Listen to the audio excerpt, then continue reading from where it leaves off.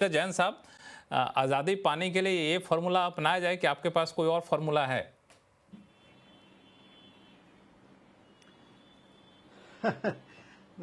लक्ष्मण जी देखो, stock market में एक बार आ गए तो आज़ादी, पूरी आज़ादी कभी भी नहीं है और होनी भी नहीं चाहिए। इट्स जस्ट दैट आपको समय के साथ इवॉल्व होना पड़ता है, समय के साथ इवॉल्व होना पड़ता है। और जो हम देख रहे हैं पिछले कुछ एक सालों से मार्केट में काफी डायनेमिज्म आ गया है, इन द सेंस अब उस तरह की मार्केट नहीं रही है कि you buy into something just sleep over it for next few years. I think market में अच्छी चर्निंग हो रही है, अच्छी रोटेशन हो रही है, और अगर आपको मार्केट में एक एक्स्ट्रा रिटर्न जनरेट करने हैं तो you should be aware of the market, you should be aware कि कौन से सेक्टर्स अब ज्यादा चल रहे हैं apart from the regular sectors रहे हैं। जैसे अगर हम पिछले दिनों बात करें, technology has been out of favour but valuations काफी अट्रैक्टिव हो गई। नाउ द थिंग इज कि whether we should buy into the value और whether we should keep on buying into the growth और मोमेंटम, क्योंकि हम बहुत सारे क्लाइंट्स के साथ परिपक्ष करते हैं तो डिफरेंट काइंड ऑफ साइकोलॉजी रहती है। बट सो एक तो सेक्टर्स पे की कुछ एक, जैसे we don't talk stock specific, मगर अगर हम कुछ एक सेक्टर्स देखें, something like power equipment, something like hospital, something like hotel, something like good auto ancillaries, I think these are sectors जो उभर के आ रहे हैं, जिन्होंने अच्छे रिटर्न दिए हैं। और ऐसा माना जा रहा है, ऐसी अपेक्षा है कि आने वाले कुछ क्वार्टर्स में या अगले 1-1.5 साल में और अच्छे रिटर्न देंगे। And these are kind of sectors, power equipment हुए, जो कि हर एक रिटेल निवेशक डायरेक्ट इन्वेस्टमेंट नहीं कर पाता या उसको उस तरह की नॉलेज नहीं होती। So one should be aware of that, या फिर वो म्यूचुअल फंड की तरह जाए। सेकेंड, जो एक मैं देखता हूं कि अगर आजादी चाहिए, जनरली एक what I have seen into psychology, the retail, जो छोटा रिटेल निवेशक है, they tend to search for the idea जो एब्सोल्यूट टर्म में सस्ते शेयर है। So I think that may not be relevant. जो सस्ते शेयर होते हैं जनरली अगर हम देखें तो you don't and up making profits in that, and एक हर्ड मेंटेलिटी में चले जाते हैं, उनसे बच के रहिए। एंड एवरेजिंग आउट करने में निकल जाते हैं। सो ये कुछ एक फॉर्मूला ऐसा है जिनका ध्यान रखें, बट ऐसा नहीं है कि कोई एक पर्टिकुलर, कोई बहुत एक सिंगल शॉट है कि यहां से पैसा यहां ले जाया जाए। So I think it's a evolving game, it's a game of being aware, game of knowledge and game of being at the right places. अगर आपको डायरेक्ट इन्वेस्टमेंट की नॉलेज बहुत ज्यादा अच्छी नहीं है तो I think go through a good fund manager, go through a mutual fund.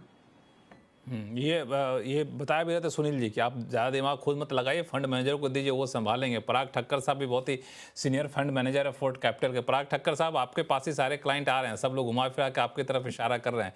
कुछ शेयर बदल करना है तो आप खुद करिए। आप लोग क्या अभी रणनीति अपना रहे हैं अभी? तो हमारी रणनीति बहुत सिंपल है। हम टाइम टेस्टेड बिजनेसेस में इन्वेस्ट करते हैं, जो सालों से लिस्टेड कंपनियां हैं, जिनका capital allocation track record, corporate governance track record हमें पता है, जिसमें लेवरेज बहुत ज्यादा नहीं है। नेट डेट टू एबिटा, जो हम एक पर्टिकुलर नंबर को बहुत ट्रैक करते हैं, 3.5x के ऊपर नहीं है। सिंपल भाषा में मैं आपको कहूं तो आपका अगर ऑपरेटिंग प्रॉफिट 100 करोड़ है तो आपका इंटरेस्ट कॉस्ट 35 या 40 करोड़ से ऊपर नहीं होना चाहिए।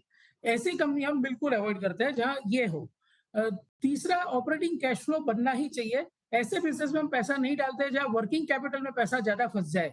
चाहे आप कमा रहे हो लेकिन पूरा पैसा आपका डेटर में ही फंस गया या इन्वेंट्री में ही फंस गया है, तो ऐसे बिजनेस हम बिल्कुल अवॉइड करते हैं। और चौथा होता है जो बहुत डायनेमिक है, कि वैल्यूएशन और अर्निंग के पीक पे नहीं लेना, जो एक रिटेल इन्वेस्टर के लिए समझ पाना बहुत डिफिकल्ट है। बाकी की 3 चीजें तो रिटेल इन्वेस्टर जिससे थोड़ा सा टाइम मार्केट में निकाला हो वो समझ सकता है, लेकिन जो चौथी चीज है कि अर्निंग की पीक या तो वैल्यूएशन की पीक पे नहीं लेना है, राइट। तो हम ये करते हैं हमारे फंड में कि हम या तो अर्निंग के बॉटम को पकड़ने की कोशिश करते हैं या तो वैल्यूएशन के बॉटम को पकड़ने की कोशिश करते हैं।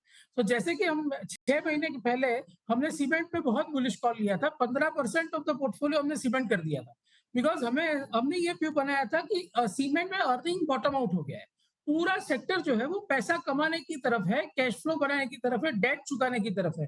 तो वो एक क्वालिटेटिव पॉजिटिव फैक्टर था जिससे हमने काफी अच्छी तेजी देखी सीमेंट सेक्टर में। आज की तारीख में आफ्टर सीमेंट हैज रैलीड 25 से 30%, हमारा ये व्यू है कि आईटी और एफएमसीजी में हमें वैल्यूएशन कंफर्ट मिल रहा है। और थोड़े से, जैसे कि एफएमसीजी में अगर मॉनसून ठीक आ गया, अगर गवर्नमेंट ने ये सब टैरिफ के चक्कर में इंडियन मिडिल क्लास को बचाने के लिए जीएसटी कहीं कट कर दिया, तो वहां पे हमको ऐसा लग रहा है कि बहुत ज्यादा पेसिमिज्म है बिकॉज लास्ट 5 साल से परफॉर्मेंस नहीं आई। तो वो एक ऐसा वो सेक्टर है जहां पे हमको ऐसा लगता है कि valuation is at a very comfortable, आपका पैसा जाने का चांसेस बहुत कम है, रिस्क एडजस्टेड अच्छा रिटर्न बन सकता है अगर आदमी पेशेंस हो। तो ये इस तरह से हम सोचते हैं और इस तरह से हम लोगों का पैसा इन्वेस्ट करते हैं। और जो अननोन कंपनीज है जिसमें नए प्रमोटर्स है, नया बिजनेस है, जिसकी बिजनेस की समझ ही किसी को है नहीं, और सिर्फ मोमेंटम की वजह से चल रहा है वो, उसे हम बिल्कुल अवॉइड करते हैं। इसमें दो चीज़ आपने कही पराग साहब, मुझे आपसे एक समझना है कि जैसे आपने 6 महीने पहले सीमेंट पे बहुत बुलिश थे, अब आपको लगता है कि दूसरे सेक्टर है वहाँ पे हमें रहना है, तो क्या सीमेंट जैसे सेक्टर को अब आप लोग वहाँ से निकल रहे हैं या फिर अब वहाँ पे नया अलोकेशन नहीं कर रहे हैं? ऐसे कुछ सेक्टर है जहाँ से आप अलोकेशन करना बंद कर दी या फिर निकलना चाहते हैं आप लोग? नहीं, आज की तारीख में हमारा ये व्यू है कि सेक्टर रोटेशन करना बहुत जरूरी है। अगर आपका परफॉर्मेंस 3-6 महीने पे आपका कस्टमर को जज छोड़ कर के रहा है, किसकी तरफ जा रहे तो हैं? सेक्टर रोटेशन बहुत इंपॉर्टेंट है। डायनामिकली सेक्टर रोटेशन, हमारा तो फंड का नाम ही डायनामिक रखा है हमने। तो सेक्टर हाँ। रोटेशन बहुत इंपॉर्टेंट है। जो बेसिक हाइजीन फैक्टर्स है, कॉर्पोरेट गवर्नेंस हो या लेवरेज हो, अ, या कैश फ्लो जनरेशन हो, उसको कॉम्प्रोमाइज ना करते हुए, और जैसे कि अभी अपनी बात हो रही थी कि रिजल्ट सीजन अभी अभी खत्म हुआ है, तो हमें पता है कि कौन से सेक्टर में कौन सी कंपनियों में डेफिनेटली पॉजिटिव ट्रैक्शन दिख रहा है और आगे भी वो कंटिन्यू होगा। तो वो हमारे टॉप बाइज है आज की तारीख में। मैं स्टॉक स्पेसिफिक नहीं बात करूंगा, लेकिन उसी सेक्टर उसी स्टॉक से भरा हुआ हमारा आज की तारीख में पोर्टफोलियो है, जहां पे अप्रैल में जून का result was beating the estimates of analysts, and commentary also is positive for the next year at least, because एक साल के ऊपर देखना तो आज की तारीख में बहुत डिफिकल्ट।